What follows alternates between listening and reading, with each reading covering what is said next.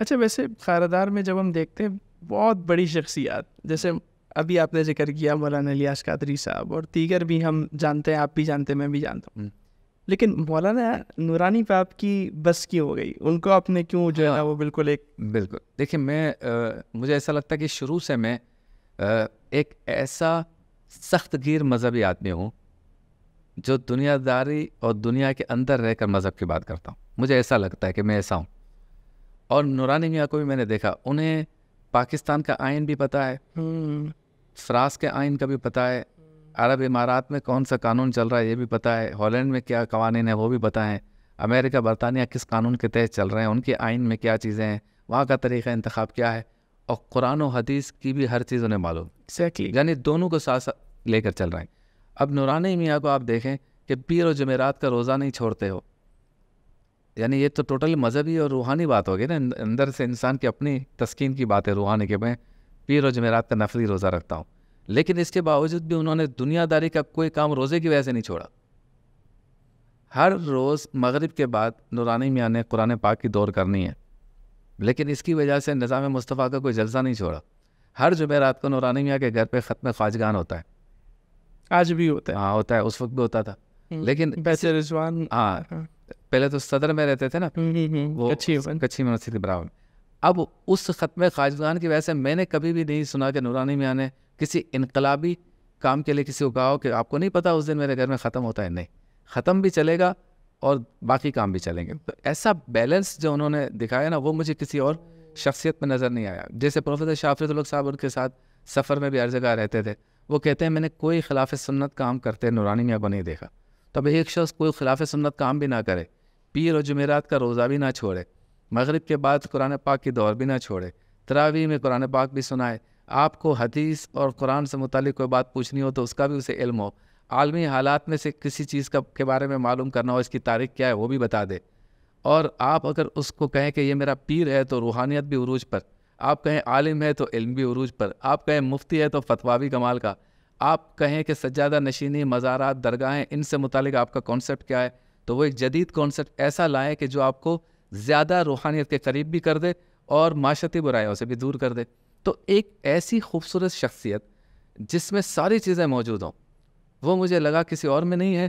اور مجھے ذاتی طور پہ ایسا لگتا ہے کہ شاید میں بھی مکمل مذہبی اس اعتبار سے نہیں ہوں، نہ مکمل دنیا دار ہوں، میں بھی ایسا ہی کوئی مکسچر ہوں شاید. یہ تو باقی لوگ اندازہ لگائیں گے. اور آپ دیکھتے ہوں کہ پروگراموں میں بھی میں وضو اور غسل اور نماز، حج اور زکوٰۃ کے مسائل یہ بیان کرتے کرتے اچانک میں دنیاوی مشاہدات کی طرف آ جاتا ہوں. اور یہ چیزیں ہم نے نورانی میاں سے سیکھی، مثالیں دینا، اپنے گھر میں کیا ہو رہا ہے، معاشرے میں کیا ہو رہا ہے. یعنی ممبر رسول پہ بیٹھ کر نورانی میاں کہتے تھے کہ اگر کوئی یہ کہے کہ مجھے اس سے کیا کہ کشمیر میں کیا ہو رہا ہے، مجھے اس سے کیا کہ فلسطین میں کیا ہونا ہے، میرا اس سے کوئی تعلق نہیں کہ عراق کے مسلمان پریشان ہیں، مجھے اس سے کوئی غرض نہیں کہ افغانستان پہ بمباری ہو رہی ہے. نہیں، نورانی میاں کہتے تھے یہ آپ کا میرا فرض ہے کہ ہم آگاہ بھی رہیں اور جو کچھ کر سکتے ہیں وہ کریں بھی، یہ ڈیوٹی ہے، ورنہ مسلمان کس چیز کے ہیں. تو یہ ایسی چیزیں انہوں نے ہمیں سکھائیں کہ جو بتاتی تھی کہ ایک کمپلیٹ مسلمان ہونے کے لیے سب سے آسان طریقہ تو یہی ہے کہ لائٹ بند کر کے ذکر الہی کریں، گھر سے نہ نکلیں، بیوی بچوں کو چھوڑ کے، یا تو آپ ایک سال کے لیے تبلیغ پہ چلے جائیں اور کہیں کہ میں کیا کروں، میں تو ہوں ہی اللہ کی راہ میں، تو اللہ ہی ان کا وارث ہے، میری ماں کا، میری بیوی کا، میرے بچوں کا. یہ نہیں سکھایا. حضرت نے ہمیں بتایا اسی دنیا میں رہنا ہے، اس چیلنج کو قبول کرنا ہے. اب جس سیٹ پر یا جس مقام پہ علامہ نورانی تھے، اس کے دائیں ہاتھ پہ کرپشن، بائیں ہاتھ پہ برائیاں اور نوٹیں، پیسے، لوٹ مار، چوری، رشوتیں، خریدنا، بکنا، بیچنا، سب کچھ تھا. نورانی میاں نے اس کے درمیان سے اپنا راستہ نکالا. اور آج بھی دنیا کے کسی کونے میں جب یہ نعرہ لگتا ہے حق و صداقت کی نشانی، تو جو نہ بھی مانتا اس کے منہ سے نکلتا ہے شائیں بند نورانی. تو ایسے نہیں نکلتا وہ کہ انہوں نے نہ بکنے اور نہ جھکنے کی ایک روایت قائم کی، اسی دنیا میں رہتے ہوئے راستے نکالے انہوں نے، تب وہ علامہ نورانی بنے. 2002 میں حضرت کا انتقال ہوا. جی، الیکشن کے بعد بہت جلدی چلے گئے، کیا سمجھتے ہیں؟ ایسا تھا کہ میں کیا ایج تھی ان کی انتقال؟ 77 مہینے آگے پیچھے ہو سکتے، 78 بھی کہہ سکتے. آپ کیا سمجھتے ہیں، مطلب جلدی چلے گئے، بھرپور زندگی گزار، زندگی مطلب بھرپور گزاری ٹائم؟ ہاں، کافی عمر تو ٹھیک ہے، لیکن ہم تو عقیدت کی وجہ سے یہ کہیں گے کہ بہت جلدی سے. ہاں بالکل. اچھا میرا یہ جو فیس تھا نا، جب میں یو کے میں تھا تو وہاں سے میں چونکہ بغیر فون کرے تو بات بنتی نہیں تھی، تو ان سے بات ہوتی رہتی تھی. تو میں نے کہا حضرت وہ الیکشن ہو رہے ہیں تو آپ حکم کریں تو میں آ جاؤں. تو کہا میں بتا دوں گا. پھر انہوں نے مجھے کال کی کہ آپ کب آ سکتے ہیں. میں نے کہا حضرت میں ان تاریخوں میں آنے کا پلان ہے، آپ کے کال کا انتظار تھا، بھلا آپ آ جائیں. میں آ گیا پاکستان. آتے ہی انہوں نے کہا کہ کھارادر سے آپ فارم بھر دیں. تو مجھے تو جانا تھا 5-6 دن بعد. تو میری فیملی نے بھی کہا کہ یہ کیسے ہوگا، ہم نے وہاں پہ سارا سیٹ اپ کر لیا ہے، آپ دوبارہ پولیٹکس میں ان ہوں گے. اور میں تھا بھی تھوڑا سا رف زبان میری نورانی میاں کی طرح، وہ کچھ زیادہ ہی جو ہے وہ سچ بات کرنے میں ڈرتے نہیں تھے. ویسے بہت ڈرپوک ہوں، لیکن دین اور شاید انقلاب اور اسلام اور ملک اور ان معاملات پہ تھوڑے بہادر ہیں ہم. اور بہادری بھی ہماری نہیں ہے، ہمارے بزرگوں کا پیچھے ہاتھ ہے یا ہاتھ تھا، تو اس کی وجہ سے. تو فیملی کہہ رہی تھی کہ دوبارہ آپ الیکشن لڑیں گے، سب کچھ کریں گے، تو پھر ہم وہاں پہ اتنا سیٹ اپ کر کے آئے. میں نے کہا بھائی دیکھیں یہ تو نورانی میاں کا فیصلہ ہے کہ اس میں سوال جواب نہیں ہے، آپ کو بات کرنی ہے آپ خود جا کے کریں.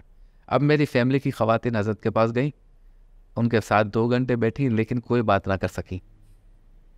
مسکرا کے گئیں، مسکرا کے جب باہر آئیں میں بھی مسکرا رہا تھا. میں نے کہا اچھا کیا ہوا؟ بولا بات ہی نہیں کر سکے. میں نے کہا یہی معاملہ ہے، یہ لکھا ہوا ہے اور الیکشن لڑنا ہے. جب الیکشن کی کمپین کا آغاز ہوا تو نورانی میاں نے وظائف بھی دیے، محبت بھی فرمائی اور بتایا بھی کہ آپ کی لائن کیا ہوگی اسپیچز کی اور کیمپین کیسے چلانی ہے. باقی تو مجھے کمپین چلانے کا سلیقہ تو الحمدللہ آتا تھا، پہلے خود نورانی میاں کی الیکشن کمپین کا بھی میں چیئرمین رہا ہوں. تو نشیب و فراز سیاست کے نیچے اوپر سب دیکھے ہوئے تھے، ہر میٹنگ اٹینڈ کرنا، لوگوں کو بکتے ہوئے بھی دیکھا، اتنا ایکسپیرینس ہو گیا تھا. جب کمپین کے 10-12-15 دن کے بعد نورانی میاں پنجاب وغیرہ گئے تھے کمپین چلانے، واپس آئے تو کہا کہ بھئی وہ کھارادر والا حلقہ ہے شبیر بھائی کا، مجید بھائی کا، اس میں دن رکھیں، کون سا رکھنا ہے میں آؤں. جب وہ دن ڈیسائیڈ ہو گیا، نورانی میاں جب آئے تو علاقے میں انٹر ہوتے ہی کہا کہ لگتا ہے یہاں سے شبیر بھائی کا حلقہ شروع ہو گیا. وجہ یہ تھی کہ وہ رنگینی جو الیکشن کی رونق ہوتی ہے، بینرز کی باہر، پوسٹرز کی، اور نشان کتاب تھا تو کتاب کے سمبلز، اور اس طرح سے پھر لوگوں کا پیچھے گاڑی کے بھاگنا اور آگے آگے جلوس اور سسٹم. تو حضرت صاحب نے محبت فرمائی، بہت اعتماد کرتے تھے، ہم نے بھی کوشش کی کہ ان کے اعتماد پہ پورا اترے.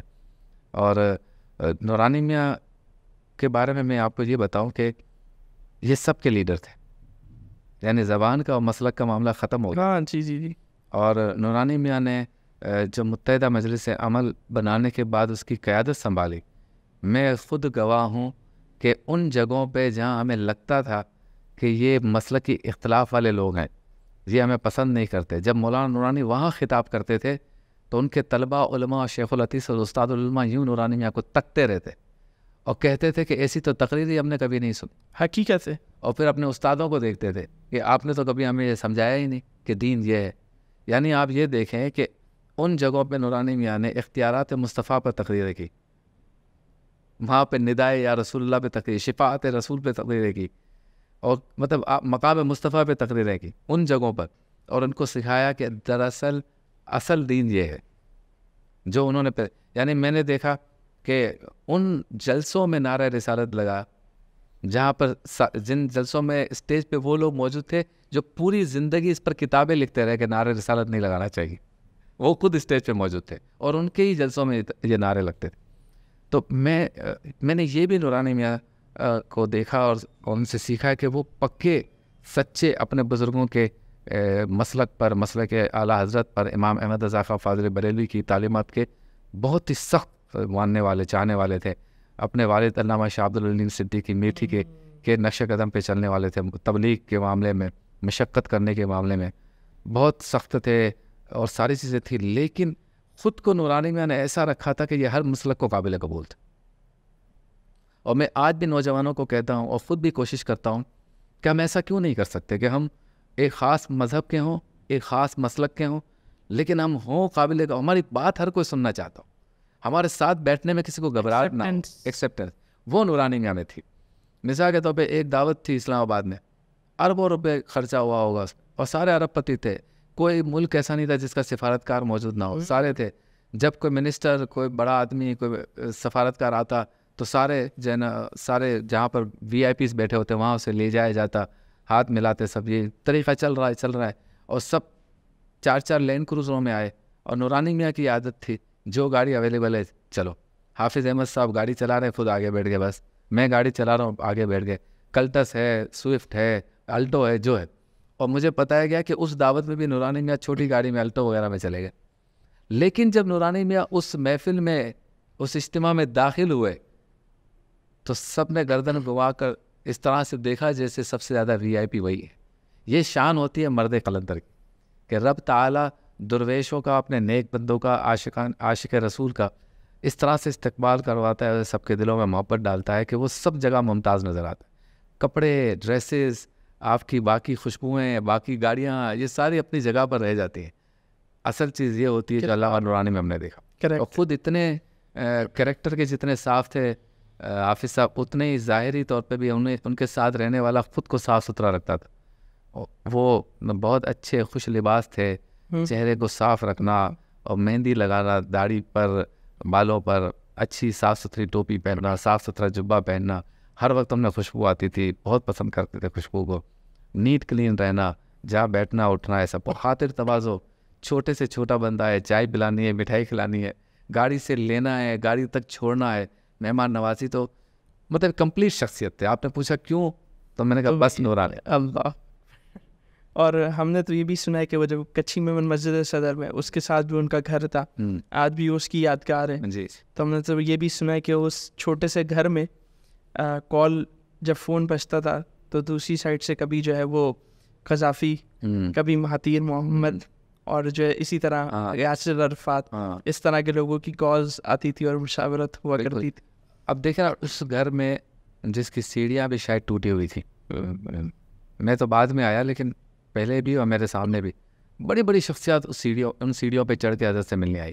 اور ایسا بھی ہوا کہ وہ ٹائم پر نہیں آئی اور نورانی میاں نے قرآن کی تلاوت شروع کر دی، تو ایسا نہیں کہ قرآن کی تلاوت چھوڑ کر ان کی طرف آ گئے، چونکہ ٹائم سے وہ کچھ لیٹ ہو گئے تو قرآن ختم کرنے کے بعد ہی ملاقات کی. اسی طرح سے بعض شخصیات نورانی میاں کو یہ کہتی تھی کہ ہم آپ کے گھر فلاں کام کے لیے آنا چاہتے ہیں. اگر وہ کام ضروری ہوتا تو نورانی میاں مہمان نوازی کے لیے خود کو حاضر کرتے. اگر لگتا کہ معاملات دیکھنے دکھانے والے ہی ہیں صرف، تو کہتے تھے کہ آپ وہیں سے بیٹھ کے دعا کر دیں، آپ بہت نیک آدمی. یعنی کوئی شوق نہیں تھا کہ بڑے لوگ آئیں، بڑے لوگوں سے میں جا کے ملوں. ضرورت ہے جس سے دین کا یا ملک کا کوئی فائدہ ہو رہا ہے تو اس کے ساتھ تو ساری چیزیں ہیں. ورنہ اپنے وقت کی بہت انہوں نے قدر و قیمت کی. رب تعالیٰ نے ان کے کام میں بھی برکت رکھی تھی اور وقت میں بھی برکت رکھی تھی. عصر سے مغرب روزانہ ملتے تھے. آج آپ بتا دیں کون سا سیاستدان ڈیلی ملتا ہے؟ ہمارا کون سا پیر ملتا ہے روزانہ؟ کس درگاہ خانقاہ کا سجادہ نشین ڈیلی عام پبلک کے لیے ملتا ہے؟ کون سی تنظیم کا سربراہ ملتا ہے؟ نہیں ملتے. کراچی میں عصر سے مغرب آپ مل سکتے. اب مغرب کی اذان ہوگی تو پھر ان کی دور شروع. اور اتنی برکت تھی کہ عصر اور مغرب کے درمیان ہی جتنے لوگ بیٹھے ہوتے تھے سب سے مصافحہ یا بات چیت ہو جاتی. یہ کام کے ساتھ ساتھ وقت میں برکت اللہ تعالیٰ نے فرمائی. صحیح. اچھا، وہ جو میں نے آپ سے کہا تھا میں ایک بنیادی سوال پوچھوں گا، چلو اس کو بھی سائڈ پہ رکھ کے نورانی میاں کی بات چل رہی ہے تو ایک اور سوال. ختم نبوت کی جو تحریک تھی جی، اس میں ہم سنتے ہیں کہ نورانی میاں کو آفر آئی تھی جتنا چاہیے لے لیں اور اس معاملے سے آپ پیچھے ہٹ جائیں. تو اس واقعے کی صداقت اور اس حوالے سے، یعنی ختم نبوت کی جو مومنٹ تھی اس بارے میں کوئی ایسی بات جو پبلک کو نہیں پتا. ہم بہت سنتے ہیں اسٹیجز پہ، ابھی بھی سپٹمبر کا مہینہ آئے گا تو تقاریر ہوں گی، سب کچھ ہوگا. کوئی ایسی خاص بات جو آپ جانتے ہو اور آپ سمجھتے ہو یہ بات لوگوں تک پہنچنی چاہیے؟ دیکھیے یہ جو ختم نبوت والا معاملہ جن دنوں میں چل رہا تھا نا، نورانی میاں نے جب اس کو لیڈ کیا تو 3 زاویوں سے یا 3 جہتوں سے یا 3 راستوں کے ذریعے اس کام کو کیا. اچھا. ایک کام تھا عوامی طور پر جلسوں کے ذریعے پبلک کو موبلائز کرنا، پبلک کو بتانا کہ یہ کتنا اہم معاملہ ہے.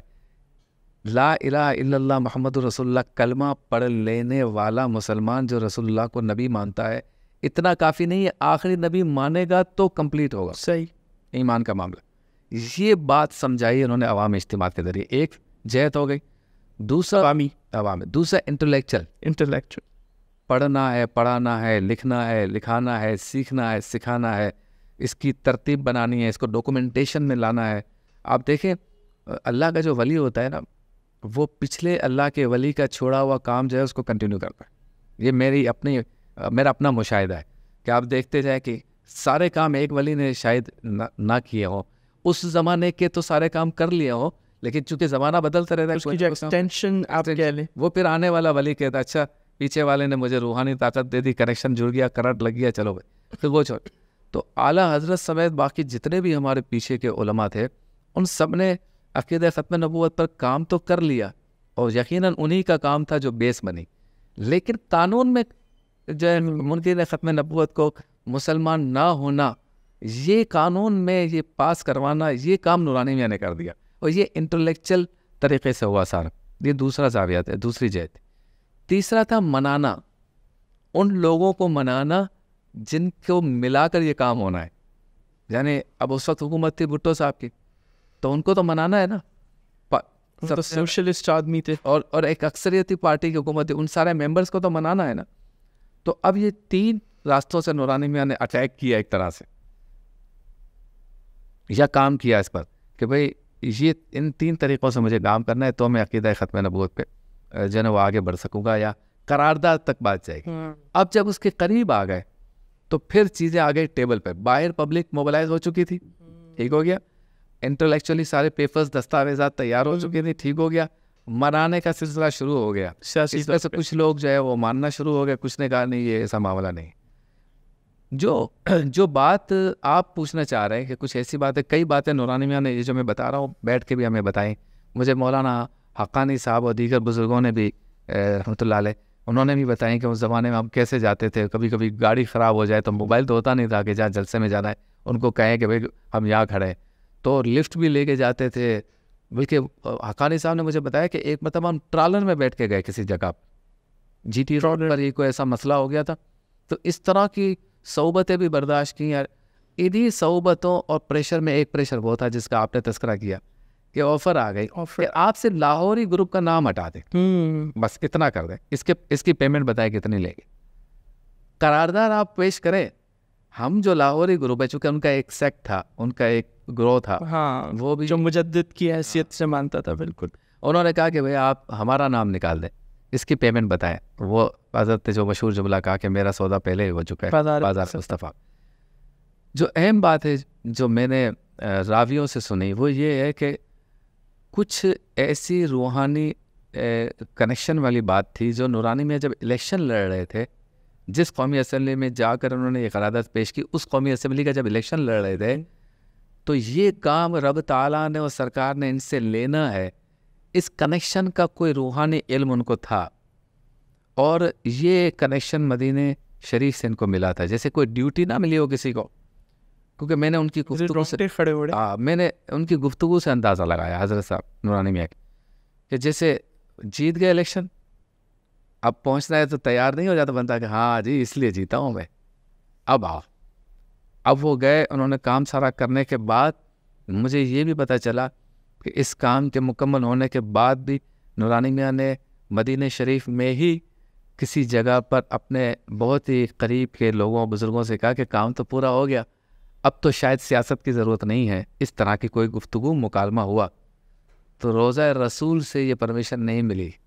یعنی آپ کا کام مکمل نہیں ہوا, یہ تو ایک کام تھا جو تم نے میرے لیے کیا, یہ پرمیشن نہیں. ابھی تو عصبیت بھی آئے گی, اس کا مقابلہ ہے, سرمایہ دارہ نظام کے خلاف لڑنا ہے, پاکستان میں شہادتیں ہونی ہیں, تمہیں نظام مصطفیٰ کی تحریک میں آگے بڑھنا ہے, دین کو اور نظام مصطفیٰ کو پاکستان کی حاکمیت دینی ہے. یہ ساری چیزیں ابھی کام باقی ہیں. یہ روحانی طور پر ایک مکالمے کے ذریعے مجھ تک یہ بات پہنچی کہ روضہ رسول سے پرمیشن لی جاتی تھی بزرگوں کے ذریعے, اور یہ پرمیشن نہیں ملی کہ یہ کام مکمل ہو گیا. اسی لیے واپس آ کے پھر اس سے زیادہ تیزی سے نورانی میں نے کام کیا. اور میں یہ سمجھتا ہوں دوسرا جو کام تھا بالخصوص کراچی میں, وہ تھا کہ کراچی میں مسلم قومیت کے تشخص کو ختم کیا جا رہا تھا. بتایا جا رہا تھا یہ بلوچ ہے, یہ سندھی ہے, یہ مہاجر ہے, یہ پٹھان ہے. اس فطرے کا مقابلہ جیسے نورانی میاں نے کیا. یہ کس سن کی بات ہے؟ کیونکہ میں یوتھ کے لیے بات کر رہا ہوں, جو ناظرین ان کے لیے 87 میں میرے خیال سے اس کی بنیاد پڑی, اس کو آنا شروع ہو گئی تھی. 86 میں نشتر پاک میں جلسہ ہوا مولانا نورانی کا. اس کے بعد 87, 88, 89, 90 یہ وہ دور تھے جس میں تعصب اور لسانیت اپنے عروج پر تھی. نورانی میاں کھل کے کہتے تھے کہ جو مسلمانوں کو تقسیم کر رہے ہیں وہ لارنس آف عربیہ کا کردار ادا کر رہے ہیں. جو مسلمانوں کو تقسیم کر رہے ہیں وہ پاکستان کے دشمن ہے, پاکستانی پاکستان دشمن قوتوں کے ایجنٹ ہیں.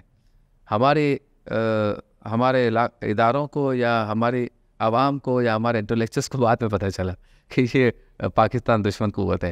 پہلے سب سر پہ بٹھا دیتے. ابھی آپ نے آف دا کیمرہ بتایا کہ نوجوان مساجد میں امام اور مؤذن بھی کسی دوسری نسل کا نہیں. ہم نے وہ حالات دیکھے کہ کہا جاتا تھا کراچی میں خاص زبان کے ہی لوگ مسجد میں امام ہوں گے. اسی طرح اداروں میں یونینیں بھی انہیں کی جیتیں گی. اور اس کے علاوہ آپ کے گھر کے باہر کوئی تقریب کرنی ہے تو آپ نے جو ہے وہ ٹینٹ لگانا ہے تو اس تنظیم سے اجازت لینی ہے. یہ سیکٹر یونٹ آفیسز کھلے ہوئے تھے. حضرت نورانی میاں نے ہمیں اتنا بہادر کر دیا تھا کہ لوگ کہتے تھے کہ بھائی یہ تم بے خطر کود پڑا آتش نمرود میں عشق ایسے ہر جگہ پہ کود جاتے ہو آپ لوگ. تو ہم کہتے تھے ہمارا کوئی کمال نہیں ہے, ہماری پیٹھ بڑی مضبوط ہے. صحیح, ان کا کمال ہے, وہ نہ ہو تو ہم کچھ بھی نہیں. اچھا, نظام مصطفیٰ تحریک کو لے کر کچھ اعتراضات بھی ہوتے ہیں اور کہا جاتا ہے کہ جی بعد میں پتہ چلا تھا کہ یہ تو باقاعدہ چلائی گئی تھی, کسی کے اشاروں پہ یہ تحریک چلی تھی. تو اس حوالے سے آپ کا کیا؟ دیکھیں آپ سمجھ گئے ہوں گے شاید. میں نے آپ کو پہلے ہی کہا کہ نورانی میں آپ ایک ڈیبیٹ, گفتگو, دلائل سے سوال جواب اس کے حامی تھے, میں بھی حامی. یہ تو ہو ہی نہیں سکتا کہ کوئی کہے میرے پیر سے, میرے مرشد سے, میرے امام سے, میرے قائد سے غلطی نہیں ہو سکتی. جو یہ کہتا ہے تو بیوقوف ہے, کیونکہ غلطی تو ہوگی, اللہ کے ولی سے بھی ہو سکتی ہے, کم ہو سکتی ہے, کتنی ہو سکتی ہے, یہ سب الگ بات ہے. لیکن نبی کا معاملہ دوسرا ہے, ولی کا معاملہ دوسرا ہے. اگر ہم اپنے قائد لیڈر کو اللہ کا ولی بھی سمجھتے ہیں تو اسٹریٹجیکلی حکمت عملی ان معاملات میں کوئی نہ کوئی غلطی تو یقیناً ہو سکتی ہے. اسپیس دیتے بالکل دینا چاہیے. اور یہ بھی ہوا ہوگا یقیناً. میں نے ایک دو اتحاد دیکھے کہ نورانی میاں نے وہ اتحاد قائم کیے, عین وقت پہ انہوں نے دھوکہ دے دیا. اب کوئی کہے کہ اگر پتہ تھا حضرت کو کہ دھوکہ دے دیں گے تو اتحاد کیا کیوں؟ تو بھائی پتہ ہوتا تو اتحاد تھوڑی کرتے. یہ تو دیکھیں کچھ چیزیں دنیاوی فیصلوں کی ہوتی ہیں. ہمارے یہاں مصیبت یہ ہے کہ چاہے کسی بھی مسلک کا کوئی بھی مذہبی لیڈر ہو, اس کے پیروکار یہ کہتے ہیں کہ ہمارے لیڈر سے غلطی نہیں ہو سکتی. بلکہ آج کل تو سیاسی لیڈر کے بارے میں بھی یہی کہا جا رہا ہے کہ میرے لیڈر سے غلطی نہیں ہو سکتی. بھائی کیوں نہیں ہو سکتی؟ بالکل ہو سکتی ہے. آپ ایک میدان میں ہیں, آپ کو 200 فیصلے کرنے ہوتے ہیں, 100 صحیح ہوں گے, 40 غلط ہوں گے, 60 معتدل ہوں گے. 100 فیصلے کیے, 90 صحیح ہوں گے, 10 نہیں لگے.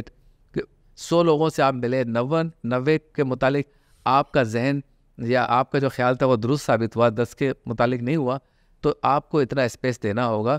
میں اس میں درجہ بدرجہ یا ایشو با ایشو بات نہیں کروں گا, لیکن پوری نورانی میاں کی سیاسی زندگی میں یقیناً ایسے کئی مواقع آئے ہوں گے کہ بندوں کو پہچاننے میں یا سچویشن کو پہچاننے میں یقیناً ہمیں اتنا اسپیس دینا چاہیے کہ سیاسی لیڈر سے کہیں نہ کہیں مسٹیک ہو سکتی ہے معاملے کو. لیکن یہ اس کے خلوص کی بات ہے, ہاں, کہ اس کے اخلاص پہ کوئی شک نہیں کر سکتا. اور میں سمجھتا ہوں کہ ظاہر ہے کہ یہ بھی بڑے جگڑے کی بات ہے, دل گردے کی بات ہے کہ آپ اس بات کا اظہار کر رہے ہیں اپنے ممدوح شخصیت کے بارے میں, کیونکہ مزاج نہیں ہے نا آج کل یہ سننا, ایک لفظ سننا گوارا نہیں کرتے. جیسے مثال کے طور پہ میں نے نورانی میں سے کہا حضرت 1985 کا الیکشن ہم لڑ لیتے تو بہتر نہیں تھا. انہوں نے مجھے قائل کیا کہ نہیں بہتر نہیں تھا. اچھا, انہوں نے کہا دیکھیں یہ اعلان ہوا کہ یہ الیکشن ہوں گے اور یہ غیر جماعتی ہوں گے. اچھا, اور ہم ایک جماعت ہیں, تو جماعت ہو کر غیر جماعتی الیکشن ہم کیسے لڑیں؟ تو سینٹ میں بیٹھے تھے آپ؟ نہیں بائک آؤٹ کیا. اچھا, بائک آؤٹ. سینٹ میں بھی تو بیٹھے تھے. یہ 2001-2002 بیٹھے سینٹ میں, الیکشن کیوں نہیں لڑا؟ الیکشن تو اسٹریٹجی تھی نا متحدہ مجلس عمل. اچھا, کہ کس جگہوں سے کس کو لڑانا ہے, اور جب الیکشن ہم جیت جائیں گے تو کس طرح سے کس کو سینٹ میں لے جانا ہے. تو قاعدے اس میں اختلاف بھی تو بنے نا سینٹ میں, دیکھیں آپ. اچھا, تو مطلب آپ کے خیال میں صحیح فیصلہ؟ ہاں صحیح. اچھا, یہ جو آپ نے بھی جیسے ایک بات کی, تو میں بس اس پہ 1 ورڈ آنسر چاہوں گا کہ آپ نے کیا اسپیس دینی چاہیے, غلطی ہو جاتی ہے شخصیات کو لوگوں کو پہچاننے میں بھی اور صورتحال کو. نورانی میں نے کبھی آپ کے سامنے یا کسی بھی موقع پہ کچھ اس طرح کا اظہار کیا کہ ہاں اس پوائنٹ پہ ہم غلط ہوئے, ہم یوں انہوں نے کہا کہ اگر ہم آپ درست کہہ رہے ہیں, اگر ہم اس کو یوں کر لیتے. اچھا, لیکن میں آپ کو ایک بات بتاؤں, اکثر جو ایسی جس کو ہم کہتے ہیں اجتہادی غلطیاں, سیاسی اجتہادی غلطی, جی جو ہمارے روحانی لیڈروں سے ہو گئی, یا روحانی سیاسی لیڈروں سے, تو نورانی میاں کے معاملے میں ایک بدقسمتی یہ تھی کہ ان کے ساتھی غدار نکلے. ان کے آس پاس رہنے والے جو ہے نا, انہوں نے نورانی میاں کو عین موقع پہ دھوکہ دیا, اور دھوکہ دیتے گئے. یہ سچویشن اظہر صاحب کے ساتھ رہی ہے. 85 سے شروع ہوئی, 88 میں بھی ہوئی, 91 میں بھی. یعنی اچھے قابل اعتماد ساتھی جن کو سمجھ لیں کہ انگلی پکڑ کے چلنا نورانی میاں نے سکھایا, وہ نورانی میاں کے سامنے آ گئے. الیکشن تک لڑا نورانی میاں کے خلاف. تو نورانی میاں کے نے جو ڈیسیجنز لیے اس میں کبھی کوئی جھول آیا بھی ہے تو اس میں سے 90% ان کرداروں کی وجہ سے آیا ہے. اچھا میں آپ کو ایک بات بتاؤں, اور وہاں نورانی میاں نے صبر کیا, جو کہ ایک اللہ کے ولی کی پہچان ہے کہ صبر. ٹھیک ہے نیچے اوپر ہو گیا کوئی بات, آگے چلیں. اچھا میں آپ کو ایک بات بتاتا ہوں, میں درس نظامی کر رہا تھا, کوئی 3-4 میرا سال تھا. تو ایک دن میں کلاس میں جو ہے نا آفٹر کلاس میں بیٹھ کے کتاب پڑھ رہا تھا, وہ نورانی میاں کے بارے بھی ایک رسالہ تھا پورا, تو وہ رکھا ہوا تھا. تو ایک ہمارے سینئر جامعہ کے وہ گزرے, تو انہوں نے دیکھا, انہوں نے مجھے دیکھ کے کہا بولا کہ نورانی میاں بہت بڑی شخصیت تھے لیکن ان کے قریبی لوگوں نے ان کا ساتھ نہیں دیا. تو خیر وہ اس وقت میں نورانی میاں کے بارے میں اتنا تو نہیں جانتا تھا اور کبھی ویسے اس جملے پہ غور کرنے کا موقع نہیں ملا. اب آج آپ کی اس بات سے مجھے وہ جملہ یاد آ گیا کہ اصل کہانی کیا. غدار اتنے گروپس بنے, اتنے JUP کے گروپس بنے, نورانی میاں کے نام سے لوگوں نے چلنا سیکھا اور گروپس بنا کے. اچھا یہ اس میں آپ سمجھتے کہ نورانی میاں کی یوں آپ کہہ لیں کہ ان کا ایک جو ہے نا لوز بال, وہ اس طرح کے پاکستان میں کم رہتے تھے, پورا سال ہی تقریباً باہر ہوتے تھے. ہم نے یہ سوال بھی کیا اور اس کا مشاہدہ بھی کیا. ایوریج میرے خیال میں 2.5 مہینے سال کے باہر ہوتے تھے. اچھا 9.5 مہینے یہاں ہوتے, بہت زیادہ 3 مہینے. لیکن سنا تو ہم نے یہ کہ 9 مہینے ٹائم میں برکت تھی, حضرت کے ٹائم میں بہت برکت. دیکھیں پاکستان کا کوئی علاقہ شہر نہیں چھوڑا نورانی میاں نے جہاں نہ گئے ہو, اور 15,000 سے زائد لوگوں کو باہر مسلمان کیا ہے. تو دونوں کو کیسے کیا انہوں نے, آپ دیکھیں نا ٹائم بھی تو ہو نا بندے کے پاس, کئی لاکھ مربع میل کا سفر کیا ہے, ٹائم بھی تو ہو. تو یہ ان کی شخصیت کا ایک خاصہ تھا کہ انہوں نے ہر جگہ بیلنس کیا ہے چیزوں کو. مسجدوں میں نماز بھی پڑھاتے تھے جمعے کی, تراویح سناتے تھے, تقریروں آج کہاں نمازیں پڑھائیں. آپ پوچھتے جائیں بس بزرگ ہو سکے, وہ کہے گا ہمارے علاقے میں بھی آئے تھے. آپ ذرا اس علاقے میں جائیں, آپ کو لگے کہ گھر والوں کو آپ بول کے جائیں گے میں 5-6 دن کے لیے جا رہا ہوں. بہت سفر کیا انہوں نے اور بہت کام کیا ہے انہوں نے. اور یہ سفر ملک کے اندر بھی ہوتے تھے اور ملک کے باہر بھی ہوتے تھے, ہوائی جہاز سے بھی ہوتے تھے اور گاڑی میں بھی ہوتے تھے. ہم تو گاڑی میں کراچی سے حیدرآباد 3-4 دفعہ جائیں تو پھر اگر کوئی ہمیں بلائے 5ویں بار, ہم کہے بھائی یہ ہم سے نہیں ہوتا, اب 2-3 مہینے سفر کرو. صحیح. لیکن نورانی میاں کہتے ہیں دین کا کام ہے چلو, ملک کا کام ہے چلو, فریکوینٹ ٹریولر دے, نظام مصطفیٰ کام ہے ماشاء اللہ. اچھا میں آپ سے کہا تھا نا میں ایک سوال پوچھوں گا آپ سے, اب اس کی باری آ گئی ہے. جی. وہ یہ کہ آپ باہر تھے, UK میں تھے, اور ظاہر ہے کہ اب تو خیر حالات بہت ڈفرینٹ ہے, ہر کوئی باہر جانا چاہ رہا ہے. اس وقت تو ایسے حالات نہیں تھے اور باہر بہت زیادہ ضرورت تھی کام کی, اور نورانی میاں کا کام انٹرنیشنل لیول پہ تھا. انہوں نے آپ کو اس حوالے سے نہیں کہا کہ آپ UK میں ہیں یا یورپ میں ہیں تو وہیں دین کا کام شروع کر دیں, یہاں نہ آئے؟ ہاں یہ نا مجھے ایسا لگا کہ جب انہوں نے مجھے UK کے لیے اوکے کیا نا کہ آپ جائیں, تو مجھے ایسا لگا کہ میں یہاں 2-4 سال جب رہوں گا تو اس کے ساتھ کوئی نہ کوئی ڈیوٹی وہ دیں گے. اور میں نے 2-4 دفعہ ذکر بھی کیا کیسے یہاں پہ میں نے ایک مسجد کا دورہ کیا ہے, ایک اسلامک سینٹر کا کیا ہے, یہاں اس کی ضرورت ہے. تو انہوں نے میں نے کہا کہ ہم نہ رہا, لیسٹر میں کام ہے, مانچسٹر میں ہے, لندن میں فلاں جگہ بتاتے رہتے. لیکن کبھی انہوں نے کہا نہیں, کیونکہ ان کے ذہن میں شاید یہ تھا کہ اس کو ہم نے واپس ہی بلانا, اچھا, اور یہی کام لینا ہے. اور جب میں نے ان سے پوچھا کہ حضرت اب الیکشن ہو گیا, سب کچھ ہو گیا, میں واپس جاؤں, کہا میں دیکھ کے بس میں رکا رہا پاکستان. اور اس سے ایک مرتبہ ایسا ہوا کہ گھر پہ میں بیٹھا ہوا تھا, مغرب کی اذان کا وقت ہوا, حضرت نے فرمایا صفحے درست کر لیجئے اور نماز ہوگی. اور نماز کے لیے جب کھڑے ہو رہے تھے تو میرا ہاتھ پکڑ کے کہا کہ آپ پوچھ رہے تھے مجھ سے کہ میں واپس UK جاؤں یا نہ جاؤں, تو آپ کو اجازت نہیں ہے, آپ وہاں سے بوریا بستر لے کر واپس پاکستان آ جائیں. تو اس لیے وہ آپ والی جو بات ہے نا وہ میرے ذہن میں بھی تھی لیکن ان کے ذہن میں نہیں, ان کو لگتا تھا کہ وہ یہاں گیا.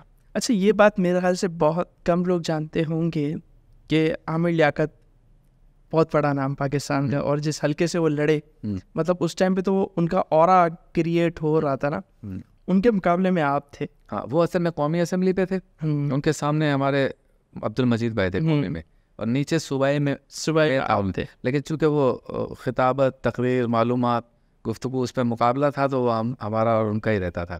گو کہ ان سے تعلقات, بات چیت اور مطلب میری بہت اچھی تھی ڈاکٹر عامر لیاقت سے, اور کچھ بیچ میں تھوڑا سا اختلاف بھی ہوا, اور اختلاف بھی اسی وجہ سے کہ آپ یہ باتیں کیوں کرتے ہیں, یہ حرکتیں کیوں کرتے ہیں. پھر وہ کہتا ہے اچھا یار نہیں کرے گا بس چلو. یہ کس اختلاف مطلب اس ٹائم پہ یا بعد میں؟ بعد میں. ایک تو ایم کیو کی ویسے تو تھا ہی, لیکن ویسے بھی کچھ آپ کو پتہ ہے حرکات و سکنات ان کی بہت ہی لچھے دار تھیں. تو وہ میں کہتا تھا کہ یہ کیا بات ہے, اور کچھ اور فیصلے وہ کر جاتے تھے ایک دو. پھر وہ کہتا اچھا چلو ٹھیک ہے اب نہیں ہوگا, بیٹھو یار. تم نورانی میاں کے آدمی ہمارے دل جگر جانو, بولنے میں تو ماسٹر تھے. تو خیر کوئی اتنا بڑا کوئی لڑائی والا معاملہ نہیں تھا, لیکن پیار میں نہیں, لڑائی کی تو میں بات نہیں کر رہا تھا, لیکن ویسے ہی کہہ رہا تھا کہ مطلب ایک وہ مطلب دو آپ آمنے سامنے تھے تو اس کا کیا ماحول تھا, کیا سیاست ہو رہی تھی. سیاست یہ کہ وہ تقریر کرتے تھے, مجھے پرچی آتی تھی کہ وہاں یہ تقریر کی گئی, پھر میں اس کا جواب دیتا تھا. اچھا, پھر میں دیتا تھا, ادھر پرچی جاتی تھی تو وہ جواب دیتے تھے. اس طرح کی نوک جھونک تھی. لیکن آپ یہ دیکھیں کہ اپنی زندگی کے آخری ایام تک ڈاکٹر عامر لیاقت یہ بات تسلیم کرتے تھے اور مجھے کہتے تھے, اور ان کے علاوہ ان کی جماعت کے باقی لیڈرز بھی آج بھی یہ بات تسلیم کرتے ہیں کہ تم حق پر تھے اور حق والے بندے کے ساتھ تھے. نظریہ بھی تمہارا سچا تھا, ہم بھول کر گئے, ہم غلطی کر گئے, ہم سمجھ نہیں سکے. ہم شہرت اور طاقت جو کراچی میں تھی ایک بندے کی جو باہر سے بیٹھ کے چلا رہا تھا, ہم سمجھے وہی سب کچھ ہے. تم نے صحیح ریڈنگ کی کیونکہ تمہارا لیڈر پکا سچا تھا. ہم بھی یہی کہتے تھے, وہ ہمیں نظریہ وہاں سے ملا تھا, ہم اس پہ کھڑے تھے. تو وہ بھی مانتا تھا, ڈاکٹر عامر لیاقت بھی مانتے تھے, اور اس کے بعد بھی ان کے لیڈرز مانتے تھے کہ سوچ اور فیصلہ تمہارا بالکل پرفیکٹ تھا. صحیح.